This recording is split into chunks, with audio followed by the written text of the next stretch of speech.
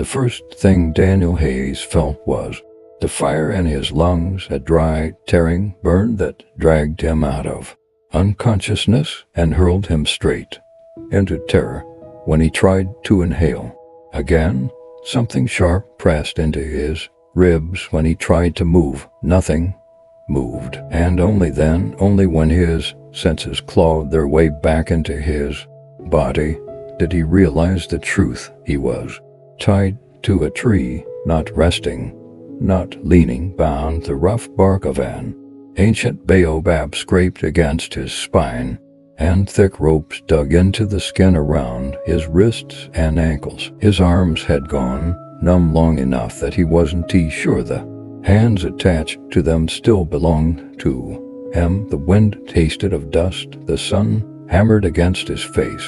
His throat felt cracked open like it could no longer remember water. Daniel blinked hard. One blink, two. The world steadied just enough for panic to flood, and the sky was the color of molten brass, signaling late afternoon, the most brutal hour to be left helpless in the African wilderness. Heat shimmered off the plains, bending the horizon like a mirage. His head throbbed violently, every pulse echoing with the memory of fists, boots of rifle but slamming into the side of his skull. He remembered voices, ugly and triumphant. He remembered the word ranger spat like it was poison. And then he remembered nothing. Now the reality unfolded with a suffocating clarity. He had been beaten. He had been tied. He had been abandoned, here to die. Daniel pulled against the rope, as instinct overriding logic. Pain exploded up his arms. The ropes didn't loosen, they only bit deeper. His breath hitched as fear punched through his chest. Not the sharp fear of danger, but the cold, depthless fear of being utterly alone. The plains around him stretched endlessly, tall yellowed grass, cracked dirt, a scattering of acacia silhouettes twisted by wind. Not a single human shape, not a single sound of help, only silence. And silence in the wild was never peace. It was a predator waiting to choose its moment. A shadow passed overhead. Daniel forced his eyes up. Vultures circled lazily in widening spirals, as if waiting for him to stop breathing. One swooped low, enough that he could hear the soft brush of air beneath its wings, a sound that scraped across his nerves. Not yet, Daniel rasped, though even he didn't believe it. His throat burned as he swallowed. The poachers had taken everything, his radio, his pack, even the boots from his feet. His shirt was stiff with dried blood, and every breath stabbed at his ribs. They'd done this with intention. They hadn't tied him because they feared him. They tied him because they wanted the savannah to finish what they started. Daniel tilted his head back against the trunk, the motion dizzying. He scanned what little he could see. No landmarks, no distant movement, nothing but a wasteland of heat and shadow. The air shifted and carried a sound that snapped his pulse awake, the distant, unmistakable cackle of hyenas. He froze. They were far, but not far enough. Their laughter crept across the plains, sharp and high, sliding beneath the skin like ice water. Hyenas didn't mind the sun. They didn't fear humans, especially helpless ones. Daniel had seen what they could do to a wounded buffalo. He'd seen what they could do to a lion. A man tied to a tree wouldn't last minutes. His heartbeat hammered against the ropes. The poachers knew exactly what they were doing. They knew the night would come, and with it the darkness that hid every tooth and claw this land held. Daniel's vision blurred again. His head dropped forward, and for a breathless second he wasn't sure if he was drifting back into unconsciousness or sliding toward death.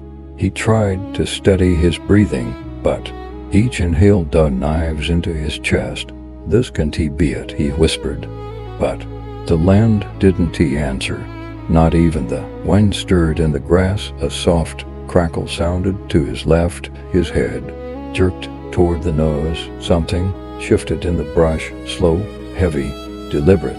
Not hyenas. Hyenas moved in erratic bursts, low and fast. This was different. This was quiet. This was confident. Daniel's blood went cold. He strained to listen. Another sound came, a faint crunch of dry stems beneath something large. His breath stalled. A lion, a leopard, a Cape buffalo, any one of them would kill him without hesitation. He pressed his back into the tree, trying to make himself smaller, though he knew it wouldn't matter. Fear clawed its way through him, not loud and panicked, but deep and hollow, the kind that fills the body from the inside. Until there is no room for breath, the grass trembled again, and then parted. A shape stepped into view, massive, golden, carved by muscle and moonlight. For a heartbeat, Daniel's lungs refused to function. A lion, a full-grown male man, thick and dark at the edges, eyes bright, with something Daniel could only describe as ancient intelligence. Its shadows stretch across the dirt toward him inch by inch. Daniel's heart pounded so violently he felt it in his teeth. Lions did not hesitate. They did not study their meals. They killed for hunger, for dominance, or to eliminate a perceived threat. And Daniel died, bleeding and defenseless, was nothing more than a whisper of prey to the king of the plains. The lion took another step forward. Dust curled around its paws. Daniel closed his eyes, but the killing blow never came. Instead, a strange shift rippled through the air. The lion lifted its head, not to roar, not to pounce, but to sniff the ropes, the tree, the space between them. It wasn't he behaving like a hunter. It wasn't he behaving like any lion Daniel had ever observed in the wild. It was watching him, not with hunger, not with threat, with something far more unsettling, recognition. Daniel's breath trembled. His mind raced through impossible thoughts, memories buried by survival, instinct, moments he had not allowed himself to revisit. No, he whispered, it can't be.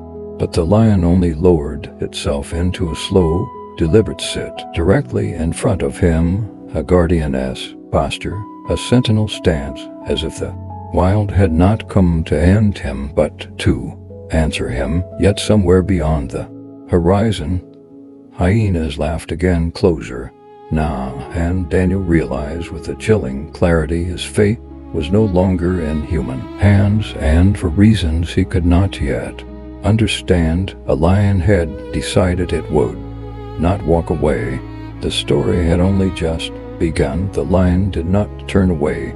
That was the detail Daniel's mind kept circling back to, even as fear and confusion tangled in his chest. A wild male lion, one of the most formidable predators on earth, had approached a helpless, injured man tied to a tree and then simply stayed. It made no sense. Lions scavenged, hunted, patrolled, fought, killed. They did not sit in silence before their prey.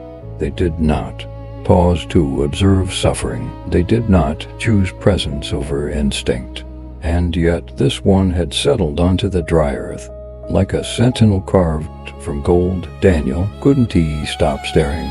Even through his dizziness, he noticed things his ranger training had taught him to look for: no tension in the shoulders, no flicking tail signaling irritation, no low, rumbling threat. The lioness breathing was calm, steady. His gaze was fixed and blinking, but not hostile. Curious, almost deliberate. Why wasn't he attacking? A gust of wind carried dust across the clearing.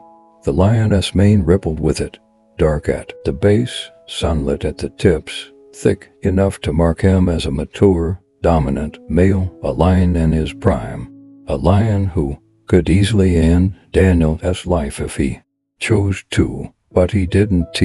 Instead, after Several minutes of silence. The lion did something even stranger.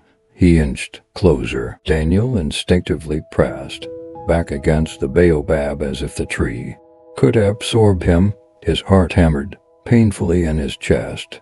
He tried to control his breathing, but fear caught every inhale. Halfway, the lion stopped, only a few feet in front of him, close enough that Daniel could see the fine scars crossing the lioness' nose, close enough to hear the soft rasp of each exhale, close enough to notice something he had never expected. The lion was smelling the ropes, slow, deliberate, patient. He lowered his head and breathed in the fibers binding Daniel's wrists and ankles. His whiskers brushed the knots. His eyes flicked between the rope and Daniel's face as if connecting the two, and something in Daniel cracked open because suddenly, like a shard of forgotten memory resurfacing through fog, Daniel remembered a cub, a tiny, trembling thing found alone near a poacher's pit 3 years earlier. A cub whose mother had been killed, whose leg had been caught in a snare. A cub Daniel had freed with shaking hands while its cries trembled through the savannah. The cub had stared at him that day with the same amber eyes now watching him, but that was impossible. That cub would have been too young, too small, too vulnerable. Unless no, Daniel whispered, "There's a no way," but the lion exhaled softly as if he understood something before Daniel did. He moved closer, lowering his head until his enormous face was inches from Daniel's chest. Daniel froze, his breath hitched. This is it, he thought. This is the moment, he decides. But the lion didn't. He opened his jaws. He listened, his ear pressed lightly, almost gently, against Daniel's rib cage, as though checking the rhythm of the man's heartbeat. The contact lasted only a second, but it was enough to shake something loose inside Daniel, enough to fill his eyes with a different kind of distress. Not fear, but disbelief. The lion pulled back and sat again, facing outward now, not toward Daniel. His man brushed the base of the tree, his ears swiveled toward the distant grasslands, and then Daniel heard it too.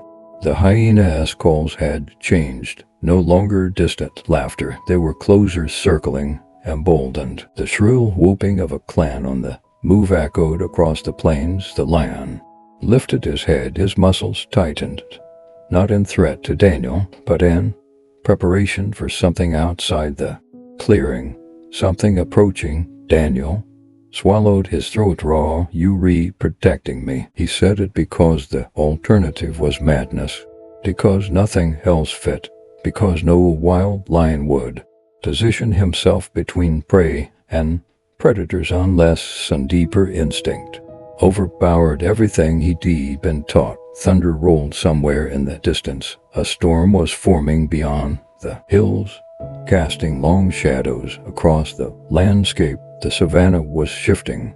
The air carried warning. The hyenas called again, closer now.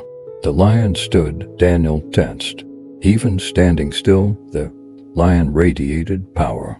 His mane caught the rising wind, his profile sharpening against a storm-cold horizon. Every muscle in his body aligned with one purpose. He wasn't preparing to flee. He was preparing to defend. Daniel watched, and as the lion took a step forward, then another, positioning himself directly between Daniel and the direction of the hyena calls. His tail flicked low, his stance widened, every instinct in him sharpening into focus. Not a prisoner, not prey, not a threat, a charge under his protection. The realization hit Daniel like a blow. This lion knew him, not vaguely, not instinctively, but truly. The unspoken connection that had passed between them years ago when Daniel had chosen to save a helpless cub instead of walking away, had remained alive inside the lion even after time and distance. And he came back. He didn't know the details. He didn't need to. He only needed to understand the truth beneath its surface.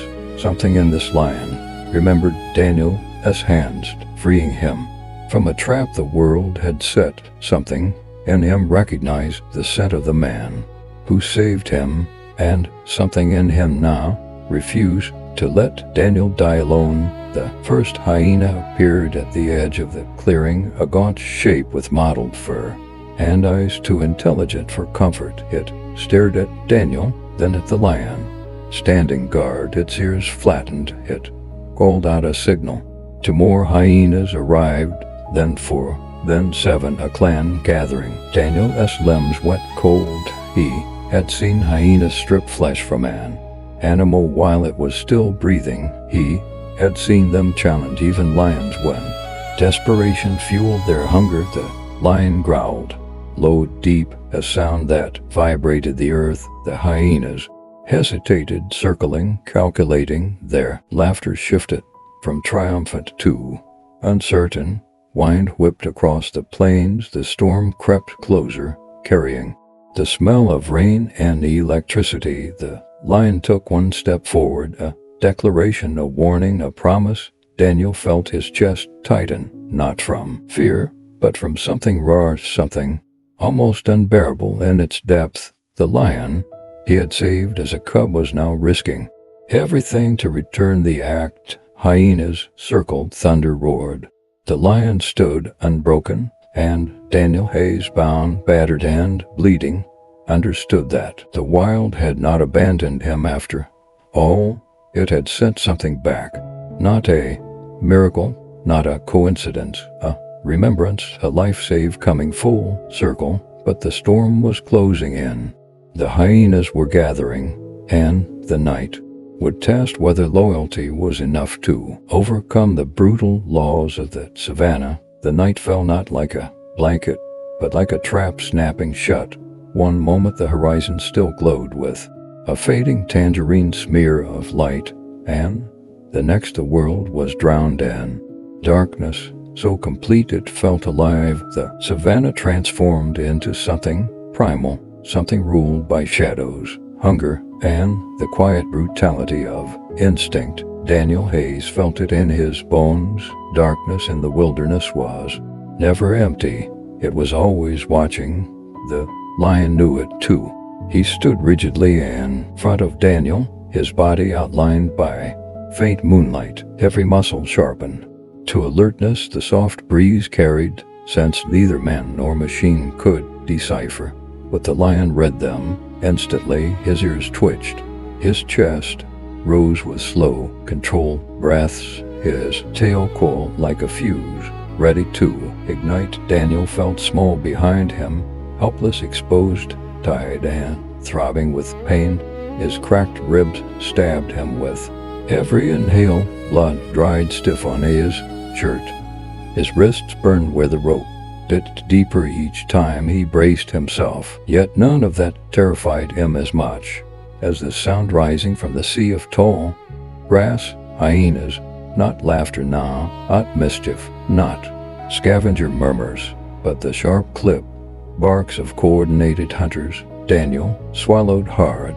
He had heard that sound before, once during a night patrol in Namibia, when a hyena clan had surrounded a wounded zebra. The air had echoed with frenzy until bones snapped like driftwood. Now those same sounds targeted him. The lion lowered his head, his mane rippling like dark fire. He looked back at Daniel, not once. Yet Daniel felt the intention radiating from him with quiet certainty. Stay behind me.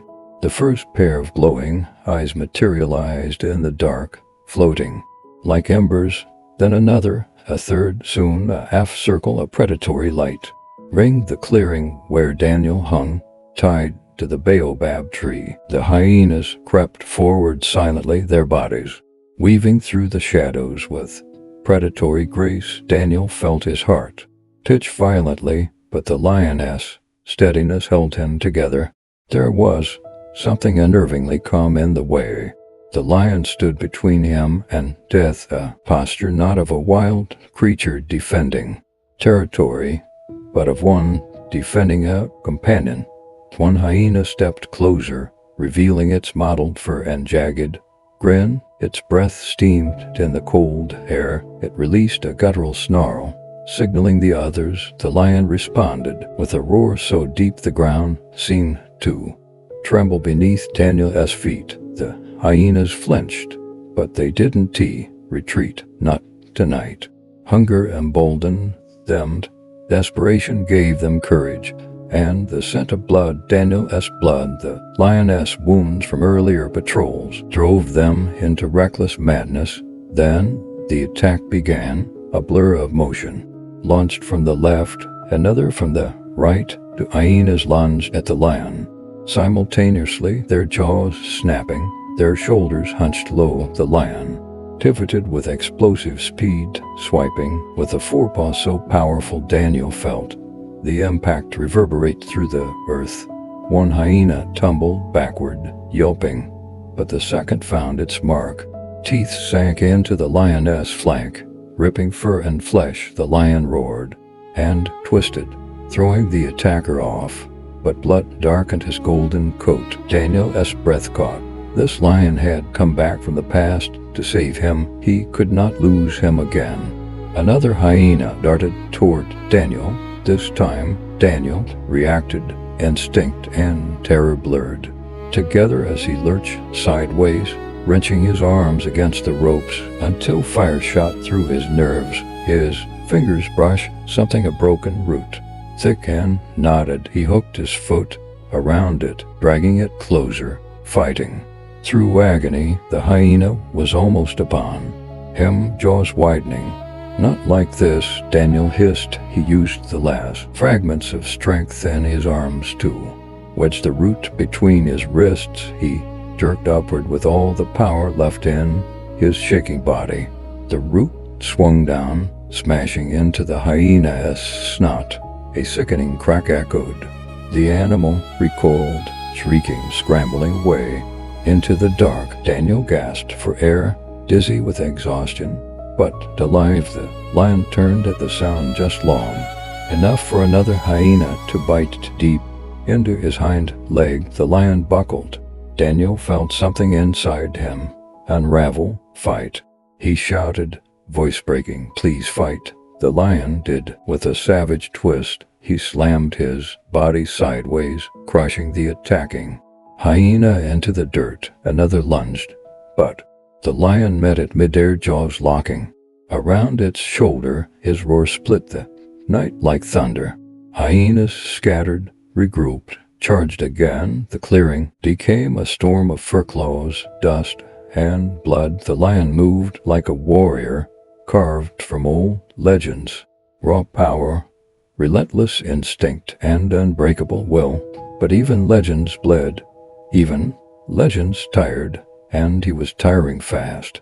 Daniel's vision blurred with tears he refused to acknowledge. He pulled on the ropes until his skin tore. His wrists became slick with blood. His arms trembled helplessly at his sides. Come on. Please break, please. The baobab bark scraped his forearms as he strained. A strand of rope snapped, but the knot held. He cried out in rage. A hyena slammed into the lion's injured side. The lion faltered. Another bit at his leg. A third tried to circle behind him. No. Daniel yelled. No. The lion seemed to hear him. With a final surge of strength, he reared up, towering over the attackers, and crashed down with the force of a falling tree. Hyenas screeched and scattered, scrambling backward in panic. For one brief moment, silence hovered. Then everything changed. A new sound sliced through the night, a deeper growl, lower, smoothed by lethal confidence. Daniel froze. A shadow, sleek, fluid, predatory, glided into view. The pale eyes pierced the darkness like twin moons. A leopard. Unlike hyenas, leopards hunted alone, calculated, precise, and this one had arrived not as an opportunist, but as a force of nature guided by bloodshed and opportunity. Its muscles rippled beneath its spotted coat, its head lowered. It watched the lion with chilling stillness. Daniel felt ice flood his veins. No, not another one. The lion stiffened, chest heaving, blood dripping from multiple wounds. Pain shook him, but he did not retreat. He stood between Daniel and this new threat like a king, refusing to surrender his last breath. The leopard advanced, slow, silent, certain. Daniel couldn't he breathe. The hyenas had been chaos, but this was precision. Predator against predator, shadow against fire, death against defiance. The leopard circled. The lion followed its every step, mirroring its movement with grim determination. The air tightened as though the night itself braced for their clash. For a heartbeat, the world froze. Then the leopard lunged. The lion met him with a roar that tore the silence apart. Their bodies collided in a violent burst, claws, slashing jaws, snapping dust, exploding beneath their weight. Daniel screamed helpless, watching to titans tear the night open with their fury. The struggle lasted only seconds, but each second felt like eternity. A final snarl, a final shove, a final stand. The leopard broke first. It hissed, retreating into the tall grass with the grace of a ghost. Within moments, it vanished completely, swallowed by darkness. The hyenas, now uncertain and leaderless, retreated as well, their laughter fading into uneasy whines before disappearing over the ridge. Silence returned, shattered, trembling, heavy with the aftermath of savagery. The lion swayed. Daniel's breath itched as the massive creature slowly turned toward him. Blood dripped from his mane. His sides rose and fell in jagged, painful breaths. Yet when their eyes met, something in them remained unbroken. Loyalty, recognition, a bond forged in to battles years apart. Daniel felt tears gather again. "You came back," he whispered, "and you stayed." The lion took one step toward him, then collapsed onto one knee, wounded but still refusing to fall entirely. Daniel braced himself as a wave of emotion crashed through him. Fear, awe, heartbreak, gratitude so fierce it hurt. This night had shown him what the wild truly was: brutal, merciless, magnificent. But it had shown him something else, too, that loyalty wasn't a human invention. It lived in the heartbeat of the savannah, and tonight it wore the shape of a lion. Who would rather bleed than abandon him? And dawn was still hours away. The silence after the battle felt unreal, as if the world itself had forgotten how to breathe. Dust hung in the air, drifting slowly in the fading moonlight, and every sound seemed muffled beneath the weight of exhaustion. Daniel Hayes, tied to the baobab tree and trembling from shock, could only stare. The lion slumped a few feet away. The creature's chest rose and fell in shallow, ragged intervals, each breath sounding like it had to fight its way through pain. Blood stained the ground under him, soaking into the dry earth, turning it a deep ochre. Daniel's voice cracked in his throat. "Stay with me, please," he knew. The lion couldn't understand the words, but he spoke them anyway.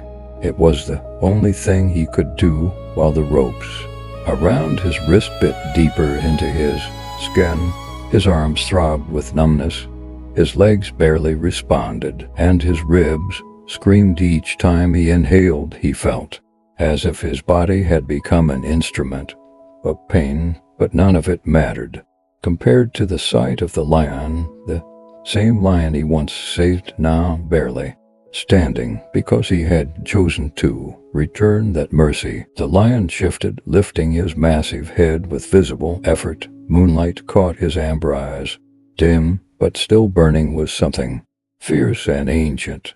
Daniel swallowed the tight knot in his throat. "You fought for me," he whispered. "Now I need you to live." The lion blinked slowly, his gaze drifting to the ropes around Daniel's wrists. His ears twitched as if remembering something from earlier, a purpose not yet finished. With a groan that seemed to echo from deep within his bones, the lion pushed himself onto his feet. The motion made Daniel gasp. The beast staggered, almost collapsing, but forced himself steady again. Instinct wanted him to rest. Instinct urged him to lie down and let the night ease his wounds. But something stronger moved him. Now, something that defied the simple laws of survival. He walked toward Daniel. Slow, uneven steps, breath strained, head lowered, not in submission, but in concentration. Daniel's heart pounded. "What are you doing?" he whispered, though part of him already knew. The lion reached the base of the baobab tree and carefully examined the rope binding Daniel's wrists. His whiskers brushed Daniel's torn skin, sending a shiver through the man's spine.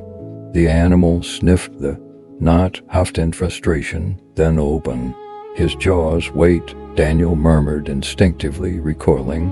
The lion paused, then pressed his forehead gently against Daniel's forearm as if reassuring him.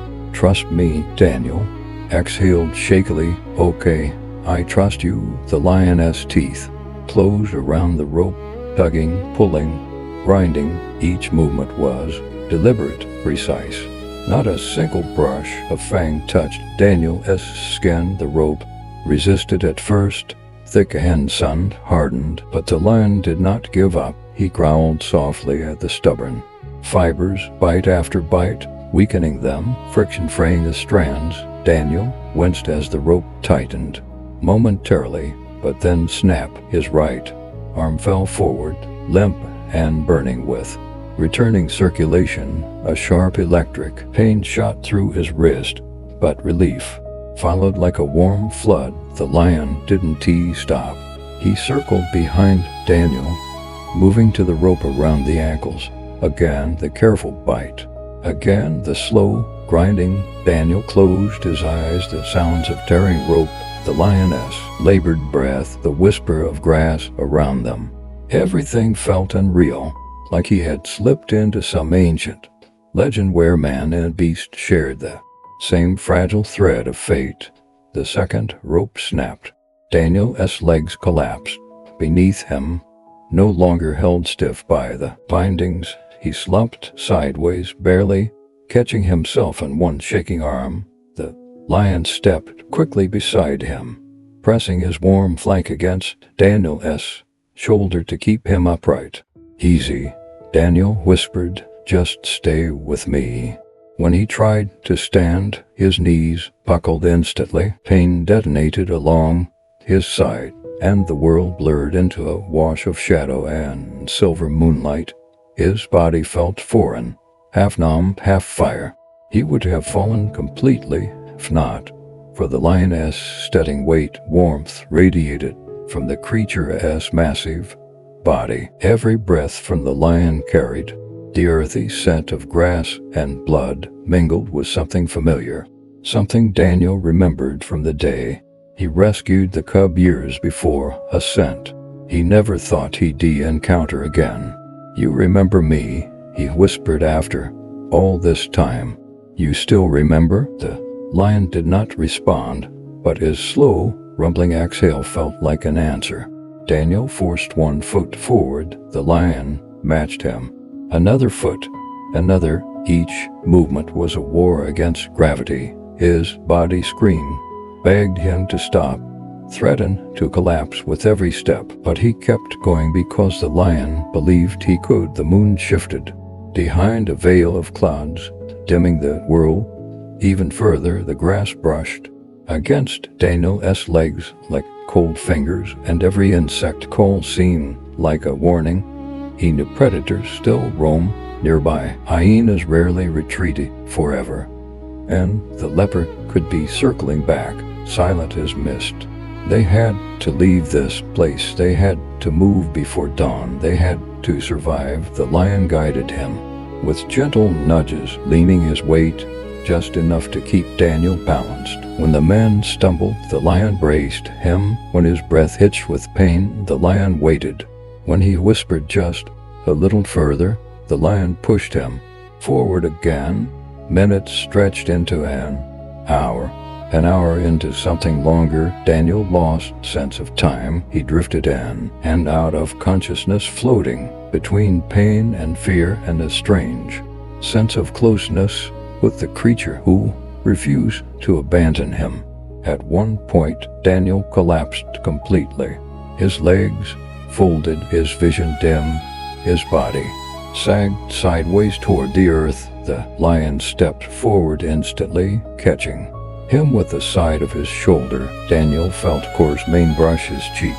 Warm fur, warm breath, warmth that felt like life refusing to let him fall. "I can't," Daniel whispered. "I don't think I can."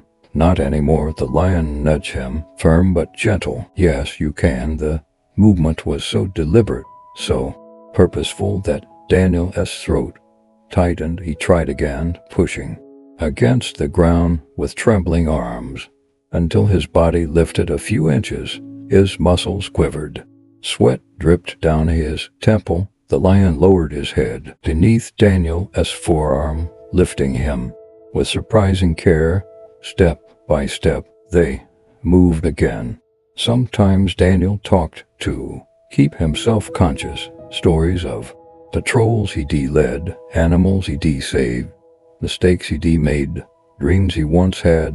The lion listened in silence, his ears flicking occasionally, as though the sound of Daniel's voice anchored him just as much as his presence anchored Daniel. At last, the land beneath them shifted. The soft earth became firmer, stamped by familiar tire tracks. Patterns Daniel recognized instantly. His team's patrol route. A faint light flickered in the distance. A moving beam, then another.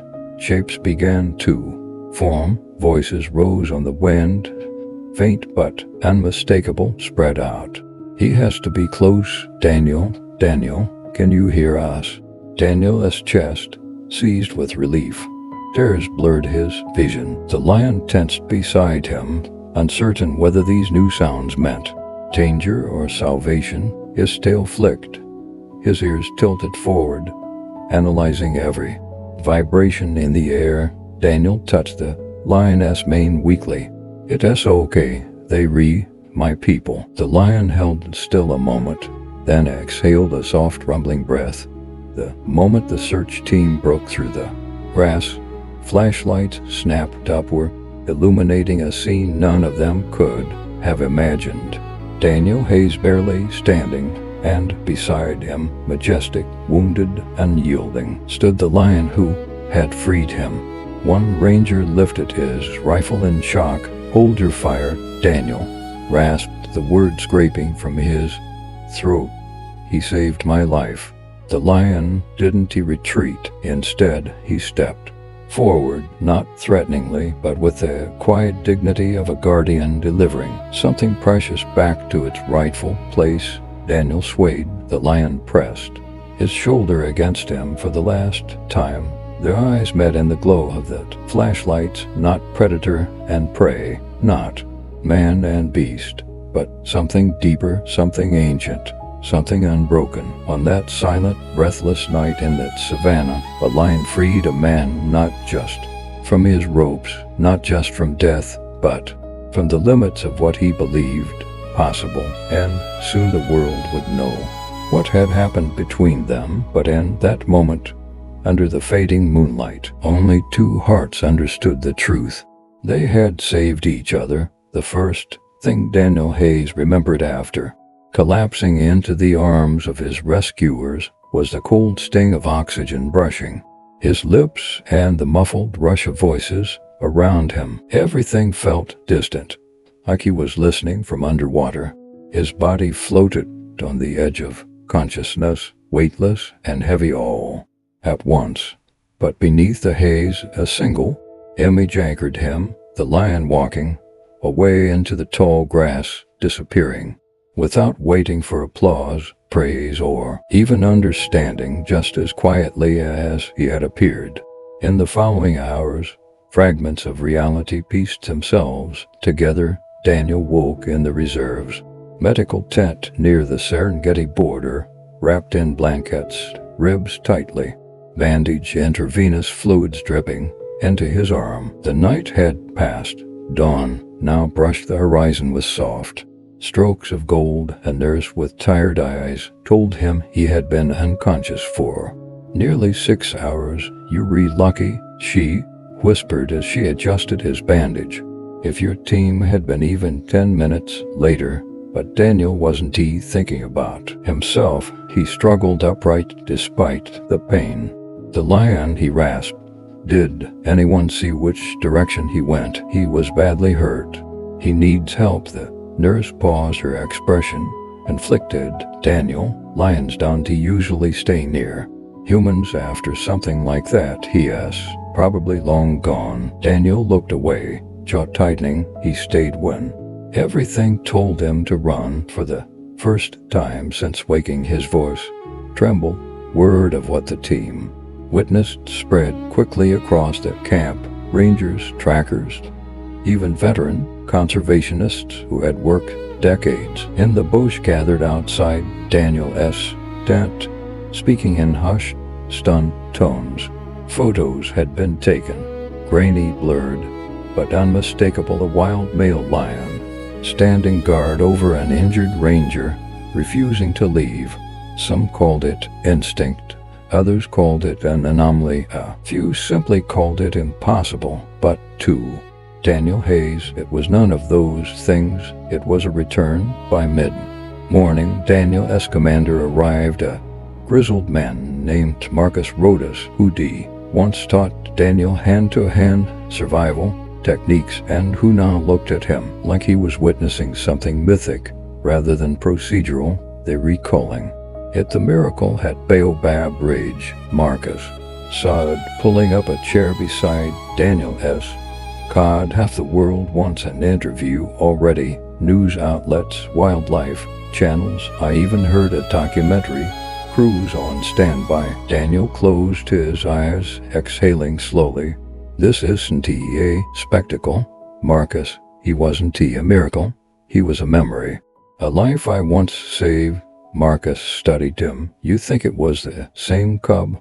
I don't think. Daniel whispered. I know. He described the scar, the sound the lion made, the way he positioned himself between Daniel and danger, the same way a cub once hid behind Daniel's legs when the vet team approached. It was a connection too specific, too deliberate to be coincidence. Marcus let the silence stretch before speaking again. You want to track him, don't you? Daniel opened his eyes. If he is alive, I owe him more than gratitude. You owe him nothing, Marcus said softly. But if you feel you need to find him, we lions go. It took 2 more days before Daniel was strong enough to move without collapsing. Every breath was a negotiation with pain. Every step felt like a reminder of how close he had come to dying beneath the endless sky. But he didn't let it stop him. As soon as the doctors cleared him, he insisted on joining the tracking team. They set out just after sunrise. The grasslands shimmered under the early light, the baobab tree rising in the distance like a lone sentinel. Daniel's heart twisted when he saw the deep gouges in the earth, the remnants of the fight he and the lion had survived together. Blood tracks, paw prints larger than a man's hand, but the lion himself was gone. For hours they followed the faint trail, tufts of fur on thorns, a few drops of dried blood, crushed grass showing where the lion had rested. The tracks led toward the rocky outcrops bordering the reserve, a place lions often sought when injured. Daniel felt a pulse of hope every time the trail continued. The lion was moving. He was alive. He hadn't given up. But as midday approached, the heat grew dense, the wind carried dust, and the trail became harder to read. Finally, near a cluster of boulders, the track simply stopped. Marcus crouched beside them, frowning. He might have climbed into the rocks could be resting in the shade, could have joined a pride again, could even be. He didn't finish the sentence. Daniel swallowed the tension building in his throat. No, not after everything. He didn't survive the night just to die alone. They searched the rocks, the shallow caves, the shaded hollows where lions often hid their wounded. They called softly, cautiously. Daniel, whispering the same low sound the cub once responded to. Nothing answered. No roar, no movement, no golden silhouette stepping from the grass. At last, Marcus touched his shoulder. Daniel, maybe what he gave you wasn't meant to be continued. Maybe saving your life was. His final act. Daniel felt a sting behind his ribs that had nothing to do with injury. He looked out over the savannah, vast, windswept, alive with morning light. Somewhere beneath that endless sky walked the lion, who had rewritten the boundaries between man and beast, a creature who owed Daniel nothing yet had returned everything. A gust of warm air moved through the grass, bending it in a slow wave. Daniel closed his eyes and breathed it in, the scent of dust, sun, freedom. Thank you, he whispered to the wind. Wherever you are. He didn't expect an answer, but the wilderness gave him one anyway. A distant roar split the horizon, deep, powerful, unmistakable. Not a roar of pain or warning, but one of presence, of survival. A call a lion only gives when declaring to the world, I am here. Daniel's breath caught. Marcus looked toward the sound, eyes wide. That's him. Another roar, closer, this time echoed across the plains like a farewell spoken in the only language the lion knew. Daniel felt tears slip down his cheeks. He made it, not just survived, returned, not to be found, but to let Daniel know he was still alive. The wilderness had taken much from Daniel Hayes, but on that morning under the rising African sun, it gave something back, a truth few people on earth would ever experience. Kindness, once given, is never truly lost. Sometimes it walks beside you, sometimes it saves you, and sometimes it roars across the plains to remind you that gratitude can live even in the heart of a lion. Daniel stood straighter, pain forgotten for a moment, hope rising in its place. The story was not about survival, it was about connection, and the wild in all its ferocity and beauty had chosen to honor it. In the end, when people spoke about what happened under the towering baobab tree and across the moonlight savannah of the Serengeti, they called it many things. A miracle, a mystery, a once-in-a-generation phenomenon. But for Daniel Hayes, the meaning of those hours stretched far deeper than headlines or viral stories could ever capture. To him, it was evidence of something profoundly simple, yet endlessly powerful. Every act of compassion leaves an imprint, even in places where language fails and logic falls away. For years, Daniel had believed that the work he did went largely unnoticed by the world around him. He patched wounds no one saw, saved animals who would never know his name, and spent nights fighting battles against poachers that would never make the news. Yet in his darkest moment, tight, beaten, abandoned beneath a merciless sky, it wasn't a fellow ranger, a rescue team, or even luck that found him first. It was a lion, a creature shaped by wild instincts, by teeth and survival, by the ancient rules of the African plains. And still, when it looked at him, Daniel felt none of the fear that should have seized him. Instead, he felt the unmistakable weight of recognition, a bond that had begun 2 summers earlier with a frightened cub trapped in steel, and ended with a powerful adult lion standing between him and death. The lesson buried inside that moment is one the world often forgets.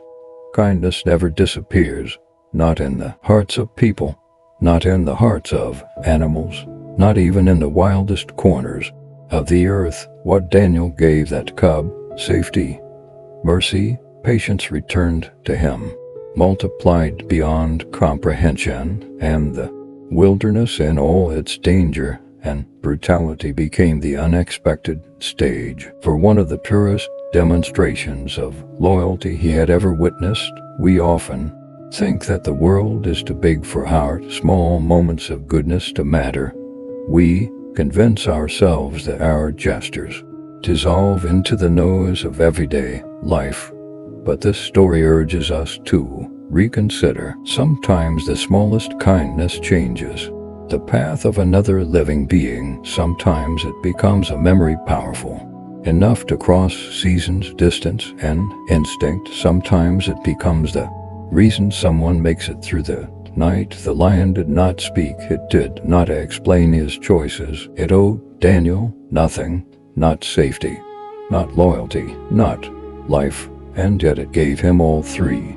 Their story reminds us that goodness has a way of returning when least expected, not always from the place we gave it, not always in the form we imagine, but in a way that proves the world is far more interconnected than we realize.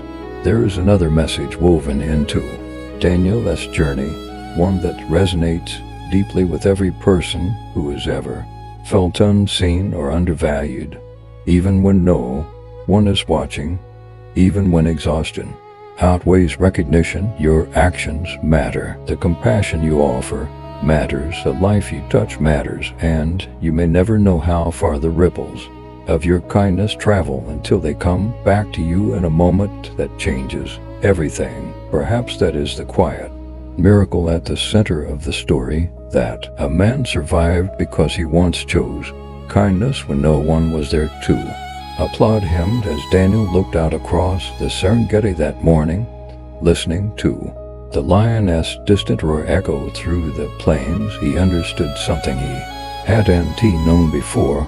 He had not been saved by fate or chance. He had been saved by a choice, one he made long before he knew he would ever need it. And so this story, though filled with danger and wilderness and the raw edge of survival, is ultimately a story of hope, a story that whispers a truth we all need to hear. What you give to the world does not vanish. It waits, it remembers, and one day, when you least expect it, it returns. If this story moved you, inspired you, or reminded you of the power of compassion, I invite you to join this community by subscribing to the channel. Your support helps us continue telling real, emotional, unforgettable wildlife stories just like this one. Thank you for watching, and stay with us because the next story may touch your heart even more deeply than the